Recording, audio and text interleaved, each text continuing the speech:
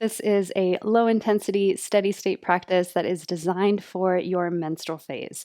So, in the Lunae roadmap of exercise, the menstrual phase includes the first and last 3 to 5 days of each cycle. So, it's this transition phase that bridges one cycle into the next. And the signature hormone blueprint in this phase is low hormone. So, we see that change from our highest hormone state to our very lowest hormone state. And that change happens pretty abruptly. And that's what's responsible for these things like mood disruptions or fatigue, even PMS symptoms that happen during this transition time. So, this is when we start to see inflammation on the rise. That is the process in our immune system that facilitates menstruation. So it takes a lot of effort to build that uterine lining, and then it takes a dramatic hormone change for our body to be able to release that lining. So it's a serious process. It's an energetically demanding process. So rather than competing with that energy demand in high intensity exercise, we shift, we change into our lowest intensities.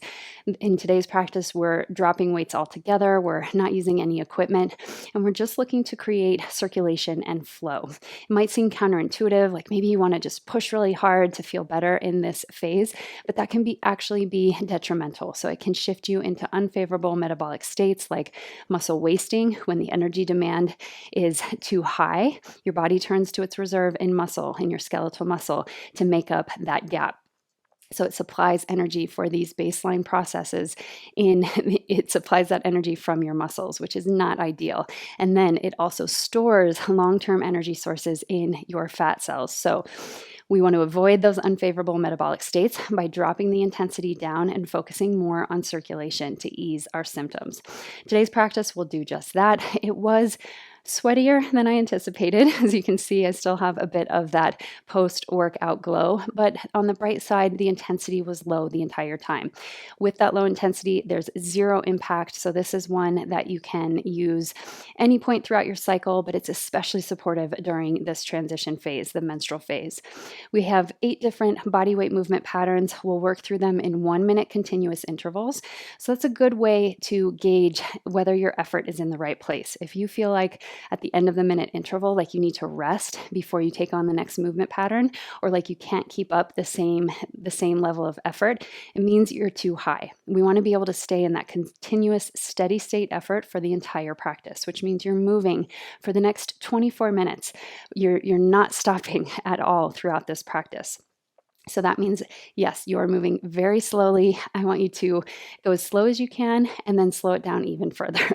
So this is something I'll be reminding myself throughout the practice because I am still relearning the practice of slowness, the practice of steadiness. So if you're like me and you are trying to kind of release that sense of urgency in your workouts, this is a great practice for that. Really kind of try to slow your movement down to the point where it feels almost excruciating, where you feel like you're almost standing still. That's how slow we want to move. So you've got your 1-minute continuous intervals. This will be 24 minutes altogether. We don't have a warm up or a cool down because we're in that gentle, steady state the entire time. But this is an opportunity to customize your workout length. If you don't want to work out for 24 minutes, maybe you just stick around for 1 round. So 8 minutes just to get your blood flowing and get your body moving. Maybe you stick around for the 2 minutes. You've just got 15 minutes between meetings or between on your lunch break where you want something quick. You can stay for that 16-minute 2-round version, or you can stay with me for the full 3 rounds to get the full practice. So now let's get into today's workout. Let's get started with our low intensity steady state workout for your menstrual phase. This one is focused on the lower body. We're using body weight only, and we have 1-minute continuous intervals. So we want the effort to be steady state throughout. That means we're not hitting a peak intensity and then dropping back for recovery. We want to stay at the same level of exertion the entire time. And during this premenstrual time or your menstrual phase, we want that effort to be right around 50%. You might go a little bit higher, a little bit lower, but we want to stay right around that sweet spot at 50%. The goal for today is just to increase circulation and get your body moving. We don't have a separate warm up for this one because it is gentle enough that we'll just ease right in and out as we move through.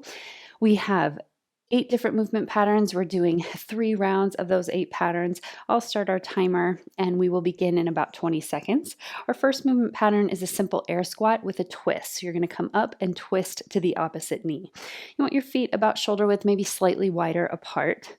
We'll move in about 10 seconds, maybe circle the shoulders a little bit, take a few deep breaths to get ready.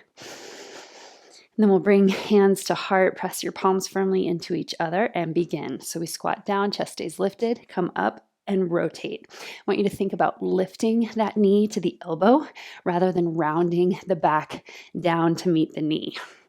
Chest stays lifted as you come down, spine is nice and neutral. And again, we're not rushing through these. So if anything, I want you to slow your pace down even more so that, yes, you are finding that fluid pace, but it's steady state. So you're not breathless. We're in sort of the warming intensity for the entire practice. So we'll be here for about 20 more seconds, and then we'll switch to our lunge pattern. So keep pressing your palms together. That can help facilitate the twist in the upper body, keeping the hips nice and square to the front, just rotating the rib cage side to side.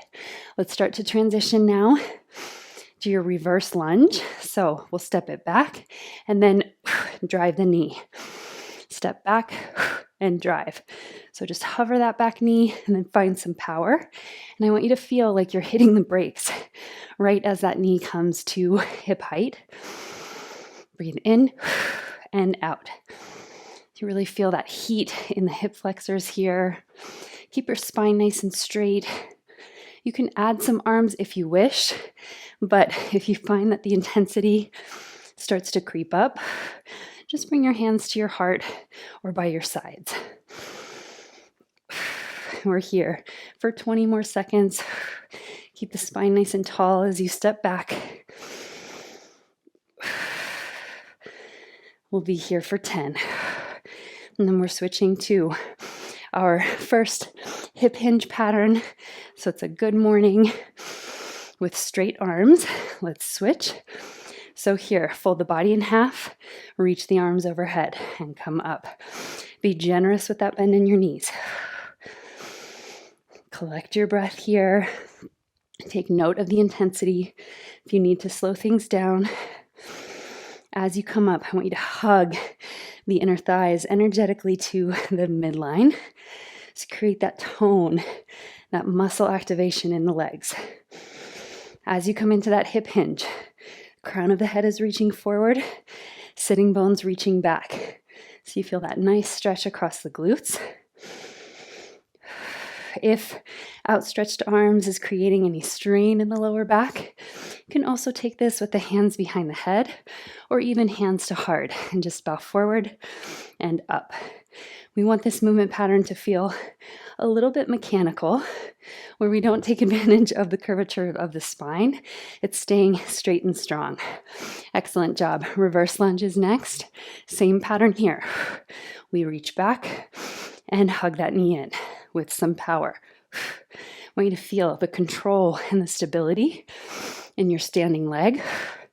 And if the balance gives you any trouble, you can just step it forward with some power and tap the back toes forward. You can also use a wall or a chair just to take out that balance component so that you can focus on that knee drive and on warming the hip flexors. Again, today we're not looking for intensity. We're looking to promote circulation. During this time in the cycle, this transition phase between cycles, that can get a little bit tricky. Start to see our mood slumps, energy slumps. So we want to clear pathways for energy to move through the body to improve our mood. We're coming next into our skier reach. So you're going to bring heart, belly, chest to the thighs, reach your arms back, and then reach up, come onto the tippy toes. So you're closing that gap, folding the body in half, and then reaching up, lifting the heels.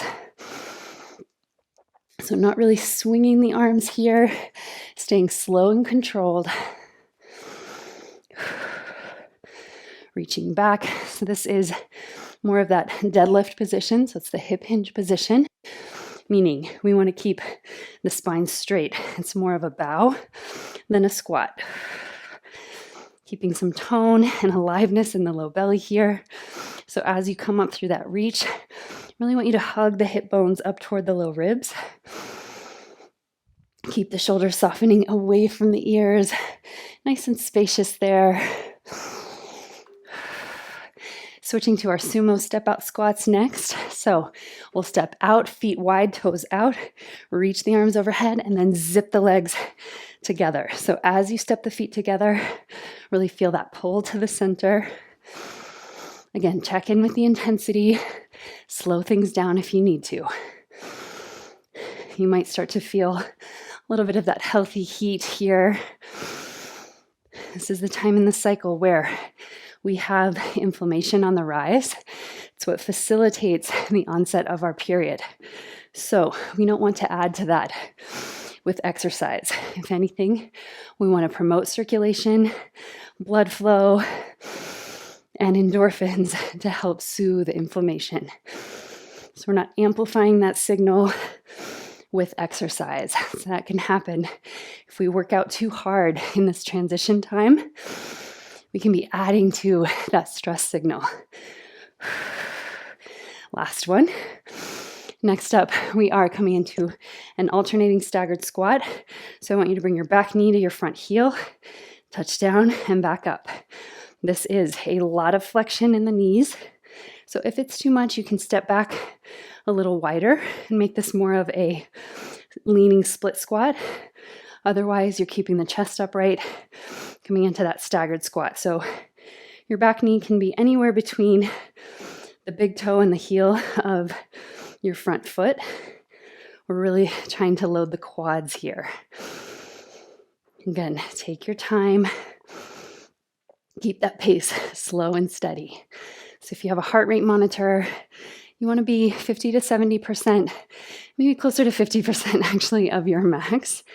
So we're staying slow and low in premenstrual territory. And it's low enough intensity that you can maintain the continuous effort. Side lunge is next. We reach forward, side lunge, come up, breathe out and in. So you'll know you're in the right place if you can move from one exercise right into the next without losing your breath, without losing any stamina, because we're in that slow and low intensity state. As you come into your side lunge, sit back into that chair, reach the arms forward, keep the spine nice and long. This is our final exercise of round 1. We'll have 2 more rounds to go. And if you're feeling like you got just enough movement to warm you up and get things flowing, you might just complete 1 round or just 2 rounds. You've got that option all the way through. This one is gentle enough, again, that you can come right in and flow right out. Last one. Back to our air squat with a twist. So palms press in the center, squat it down and twist. Again, here we're focusing on lifting the knee to the elbow, not dropping the elbow to the knee. So your spine stays in that same neutral alignment through the squat. And then we keep the hips square and just rotate the rib cage at the top. Squat it down. Hopefully you're feeling nice and warm by this second round. You've been through all the movements one time through. So now you can really dial in that intention, that focus. Breathe in and out as you twist. So really lengthen the sides of the waist at the top and wrap the rib cage around the axis of the spine. All while keeping your hips nice and square. Last 2 and 1. Reverse lunge is next. So we step it back and drive the knee. Back, hover, and lift. This one uses only your body weight. It's a great practice to keep in your back pocket when you're traveling or maybe on your lunch break when you just need something quick and you don't have access to equipment. I love having a handful of these bodyweight workouts that can deliver exactly what you need. Could even use this in the follicular and ovulatory phases while picking up the pace a little bit, adding more power, adding more speed. But for today, we're focusing on staying slow and steady. We really want to develop in the menstrual phase that mind-body connection. So you feel connected to the movement pattern, to what's happening in your body. Let's switch. So it's our hip hinge next. You can reach the arms forward, or again, just bring them to your heart and bow the heart forward. So you're folding the body in half. Notice the position of your front ribs. They're drawing in and down. Hip points are lifting in and up. All the while stretching up through the heart. So as you come through that standing position, nice and tall, reaching the crown of the head up, keeping that length as you fold forward. I want you to imagine shifting the weight into the ball mounds of your feet, like it feels as though your heels would lift. And then you anchor your heels with some intention. You press down. Again, you've got that nice generous bend in the knees here. Reach and come up. Find that nice rhythmic pattern in your breath. Last one. And we'll switch now to the other side. So our lunge and knee drive. I want you to trust that standing leg. Create some intention around the foot placement. So you might lift the toes of your standing foot so that you're anchoring all four corners of that foot into the mat for greater stability. We want to avoid gripping the feet. That can create a lot of excess effort and gripping in the shins and the calves. So here we want to focus on keeping the larger muscle groups engaged in the legs. We're here for 15 more seconds. Again, if the arms are too much, you can just have your hands at your heart. Back and lift. Feel that power as you hug the knee in. Next up, we reach the arms back, bring heart, belly, chest toward the thighs, and then lift overhead onto the toes. Crown of the head reaches forward, sitting bones back. So I want you to imagine sitting nice and low into a chair, but bowing the spine forward. Close that gap between ribs and thighs. As you lift up, you come onto the toes, nice and tall. And again, you can slow this one way down. This is a movement that I generally use in more of a high intensity form. So you're moving quickly and maybe even lifting off. So it takes that added intention to really slow things down, especially when there's balance involved. Come all the way up and all the way down. Our side to side step out sumo squat is next. Let's come to the center of the mat. We step it out, toes wide, knees track over the second and third toes. So make sure you've got that nice alignment. And then we squeeze to the center as you come up and change. So you've got the arms squeezing to the sides, and then mirror that with the inner thighs, really hug to the midline. Breathe in and exhale, squeeze. Find your focus, dial it in. You're almost through your second round, which means we have just about 10 more minutes to go, just a little bit over halfway through. So can you start to shift into more of that meditative state now that you've been through all of these movement patterns? Can you drop your awareness deeper inside? Staggered squat is next. So hands behind the head. We're just coming down. It's that B stance. So a very shortened stance. You want to keep your front knee in line with the toes, maybe slightly behind. And then your back knee comes anywhere along that line, big toe to heel. Depending on your knee flexion, how good that feels. You might be closer to the heel.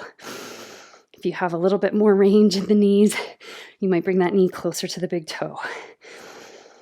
You can even come down onto the shin to get a little bit more depth if that is available to you. And you might be more in that leaning lunge position so that you don't have to rely so much on full flexion of that back knee. Last one. Let's step it out nice and wide now. Reach it forward with your side lunge. Sit back into the chair and come up. Reach and back up. This final movement, a good opportunity to check in, acknowledge and ask yourself what you need for this third round. If you're feeling nice and steady, super strong, then keep up the same rhythmic pattern for the third and final round. If the intensity is starting to creep up, I want you to slow it down. I want you to take the final round in more of your cool down intensity. You might check in with your heart rate. Make sure you're in that slow and low zone. Breathe in and out. Again, I encourage you to create that reflective quality, looking inside. Last one, especially for this last round. Let's come into our air squat with a twist. Elbow to opposite knee. Squat and twist. So these body weight practices, they can sneak up on you. We think that we drop the weight, we're not adding impact, we're not jumping. We think that this should be low intensity, but it requires that added layer of cyclical intelligence, to really slow it down, to really pay attention to the signals from the body so you're not ignoring them, so that you can really notice what's happening with your breath, what's happening with your muscles when they start to fatigue. I want you to feel when you walk off the mat today, like you could go through this entire workout for a second time. So you have that much energy left that you could double the effort. It's a good indicator in the menstrual phase. Reverse lunge to a knee drive. Here we go. This is one to slow it down even further, especially in this last round. Treat it a bit like your cool down. And that's what we want from exercise in the menstrual phase.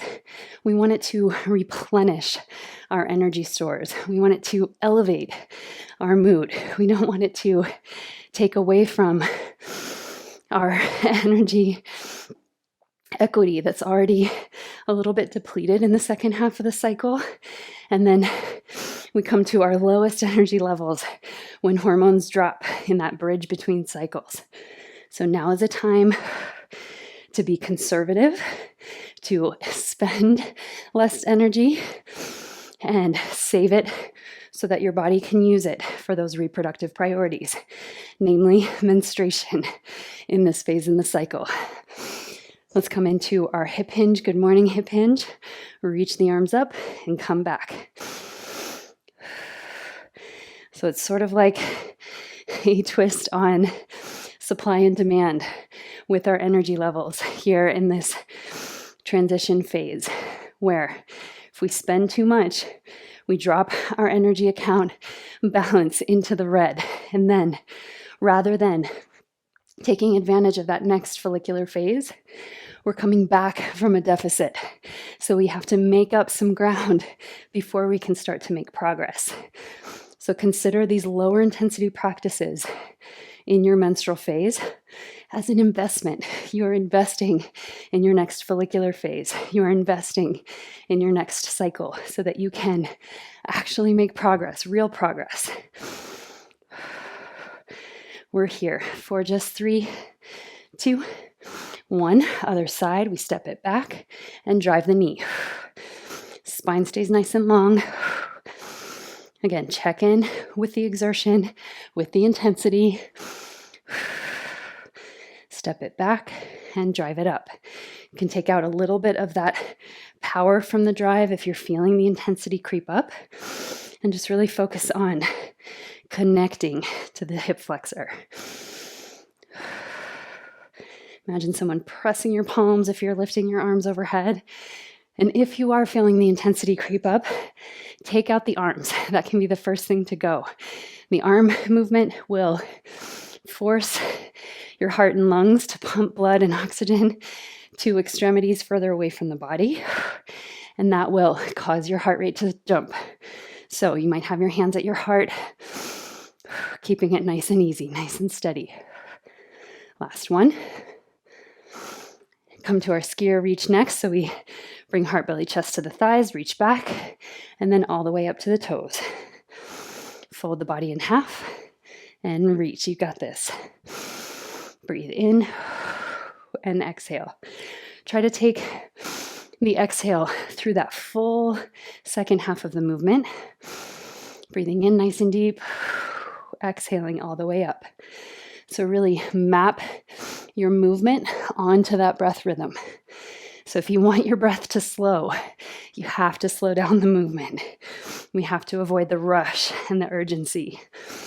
I know that can be our default mode, especially as women. We are capable of so much, and we are really, really good at the doing part. So what I want you to focus on here is more of the being, more of that slow, conscious effort, tapping into what your body's telling you. Step out sumo squat. Let's reach up and zip it together. Again, you'll see I'm slowing the pace way down, especially in these last few exercises. I want this to feel like a cool down. So we're opening, getting that stretch across the inner thighs, and then activating, zipping the legs together. They know where to go. They know that starting position. You just engage that muscle activation to bring the legs together. I like to keep the toes turned out, even coming through center, to help, again, emphasize and target the inner thighs. We're here for 15 more seconds. Then we have just 2 minutes to go. Breathe in nice and deep and exhale. Listen for the sound of your breath. Slow it down. Let's switch it up. Staggered squat next. So again, bringing that knee down and up. This one really works on hip mobility so that you can come down into that staggered squat position without collapsing the chest forward. That's why we have the head pressing into the hands to help keep the chest lifted and open. Slowing things way down here. Might even come onto the shin if you want that full depth of the staggered squat here. Otherwise, just tapping the knee behind. Maybe you're leaning slightly forward, getting that lunge position. What we're targeting here are the quads and glutes. So as long as you're feeling some effort in the legs here, you're good to go.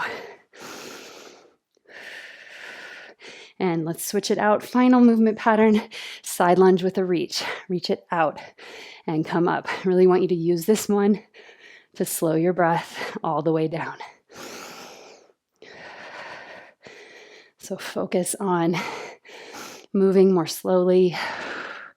Might feel excruciating at times, especially if you're like I used to be and you want to push through and create that intensity with every movement. It can be a serious mental effort to slow things down. I want you to give yourself permission here and notice any resistance that you feel in your mind or your body, the resistance to moving slowly. What that tells us about the nervous system response, that we're wanting to be hypervigilant, hyper alert. And we have to shift. We have to drop into that more meditative state to relax the nervous system, especially during this phase. And rest. Shake it out. Let's take a big breath in together with the arms circling overhead. Inhale. And then sigh it out. Let it go. That is your low intensity, steady state work for today. Take a quick moment to check in with your heart rate, maybe take a few laps around your workout space. This one doesn't have a cool down or body weight the entire time. So hopefully you're feeling your heart rate kind of back down to that baseline, like you could head into the rest of your day. If you need a little bit of cooling movement, again, you're moving through just some very gentle dynamic patterns, maybe some standing twists, just to help guide your heart rate back down. So this is where we part ways. But before we do, as always, I want to thank you for being here, for really committing to your practice, especially during this transition phase, which can be a little bit turbulent. It can be very challenging. So I want to celebrate you for showing up, and as always, for letting your body be moved.